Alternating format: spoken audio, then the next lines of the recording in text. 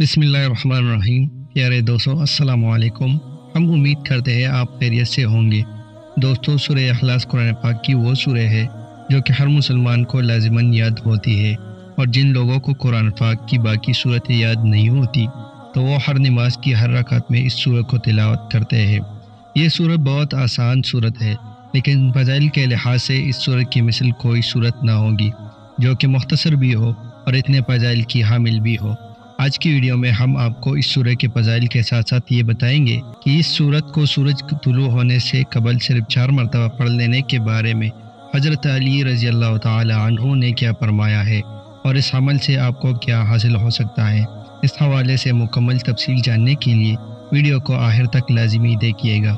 دوستو ہم آپ کو آج کی ویڈیو کے حوالے سے تفصیل بھی بتائیں گے، لیکن اس سے پہلے آپ سے درخواست ہے کہ اگر آپ ہمارے چینل کی ویڈیو پہلی بار دیکھ رہے ہیں اور ابھی تک آپ نے ہمارا چینل سبسکرائب نہیں کیا ہے تو ابھی ہمارا چینل سبسکرائب کریں تاکہ آپ کو مستقبل میں ہماری مزید ویڈیوز کا نوٹیفیکیشن ملتا رہے۔ پیارے دوستو، ہمارے اوپر اللہ کی کس قدر مہربانیاں ہیں اس بارے میں ہم سوچ بھی نہیں سکتے۔ اللہ تعالیٰ نے انسان کو اور خاص طور پر مسلمان کے لیے اپنے خزانوں کے دروازے کھلے چھوڑے ہیں کہ جس کا دل چاہے اللہ کے خزانوں سے جتنا لوٹ سکتا ہے لوٹ لے، لیکن افسوس کہ آج کا مسلمان بجائے تو آخرت اکٹھا کرنے کے دنیا کے پانی چیزوں کے پیچھے لگا ہے، اور اس بات سے بے خبر ہے کہ اللہ تعالیٰ اس کو چھوٹے چھوٹے اعمال پر کتنے بڑے بڑے انعامات عطا فرما رہے ہیں۔ دوستو حدیث میں سورہ اخلاص کے بے شمار فضائل بتائے گئے ہیں۔ امام احمد رحمہ اللہ نے حضرت انس رضی اللہ تعالی عنہ سے روایت کیا ہے کہ ایک شخص رسول اللہ صلی اللہ علیہ وآلہ وسلم کی خدمت میں حاضر ہوا اور عرض کیا کہ مجھے اس سورہ یعنی سورہ اخلاص سے بڑی محبت ہے۔ آپ صلی اللہ علیہ وسلم نے فرمایا کہ اس کی محبت نے تمہیں جنت میں داخل کر دیا۔ روایت ابن کثیر اور اس سے ملتی جلتی روایت میں حضرت عائشہ رضی اللہ عنہا بیان کرتی ہے کہ نبی اکرم صلی اللہ علیہ وسلم نے ایک شخص کو لشکر کا امیر بنا کر بھیجا تو وہ اپنے لشکر والوں کو نماز پڑھاتا اور اس میں ہر رکعت میں قل هو اللہ احد پڑھتا۔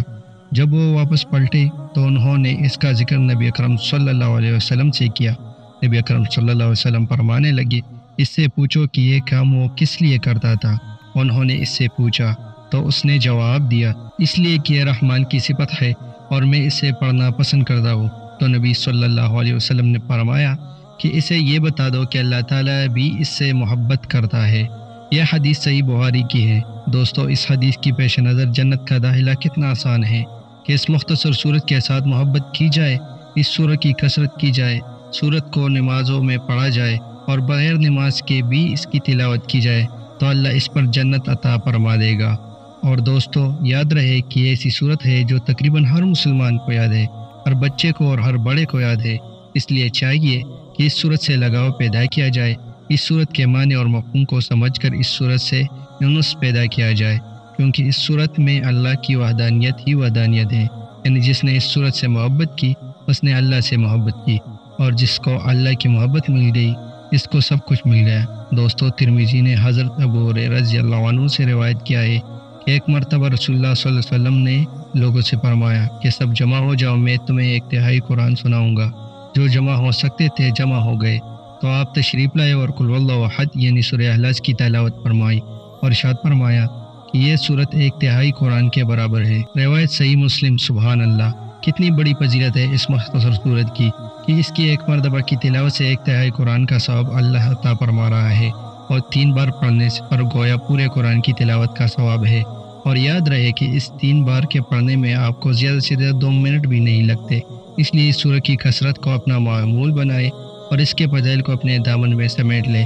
پیارے دوستو آئیے اب آپ کو بتاتے ہیں کہ حضرت علی رضی اللہ عنہ اس سورت کو سورج طلوع ہونے سے پہلے پڑھنے کے بارے میں کیا ارشاد فرمایا۔ کہتے ہیں کہ حضرت علی رضی اللہ عنہ کا یہ قول ہے کہ جو شخص سورہ اخلاص کو سورج نکلنے سے پہلے 4 مرتبہ پڑھ لے اور پھر اس سورت کی تلاوت کے وسیلے سے اللہ سے دعا مانگے تو وہ اللہ سے جو بھی دعا مانگے گا وہ قبول ہوگی، چاہے جس بھی حاجت کے لیے دعا مانگے۔ تو دوستو دعا کی قبولیت کے لیے کتنا آسان عمل ہے کہ جس کے لیے ہم اکثر پریشان بھی ہوتے ہیں اور یہ شکوہ بھی کرتے ہیں کہ ہمارے دعا قبول کیوں نہیں ہوتی تاکہ ہمارا حاجت پورا ہو۔ تو بس دوستو اب آپ جتنا چاہے یہ وظیفہ پڑھ لو اور ہمیں بھی دعا میں ضرور یاد رکھو۔ تو بس آج کی ویڈیو یہی تک تھی، امید ہے آپ کو ویڈیو پسند آئی ہوگی۔ اگر پسند آئی ہے تو ویڈیو کو لائک کر کے چینل کو سبسکرائب کریں اور ساتھ میں بیل آئیکن بھی دبائیے۔ شکریہ۔